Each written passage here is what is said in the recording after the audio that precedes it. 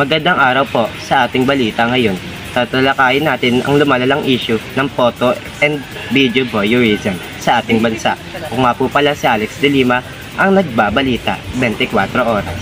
Sa Philippines, tumaas na ng halos 26% ang kaso ng photo and video voyeurism ngayong taon, sinabi ng Anti-Cybercrime Group kahapon.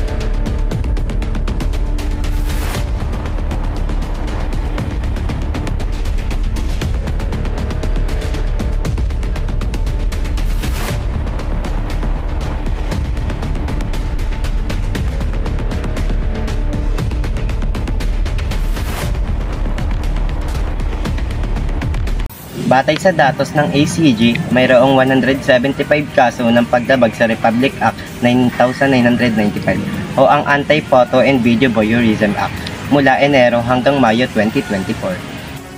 Mas mataas ng 25.89% kumpara sa 139 na insidente sa parehong panahon noong 2023. Sinabi ni Guillermo na ang mga tahasang video at litrato ay madaling kumalat online. Pinaalalahanan ni Cole J. Guillermo na namumuno sa Cyber Response Unit ng ACG ang mga tao na maging maingat sa pagkuha ng mga sensitibong larawan at video ng kanilang sarili kasama ang kanilang mga kasosyo sa kasalukuyan digital age. Kapag kumalat na ito sa internet, hindi natin alam kung sino ang may access dito. Kabilang sa mga kasong ito ay ang isang lalaki na naaresto sa Barangay Malanday sa Valenzuela City noong Hunyo 3 matapos niyang bantaan ang kanyang dating kasintahan na ikakalat niya ang kanilang mga sensitibong larawan at video online.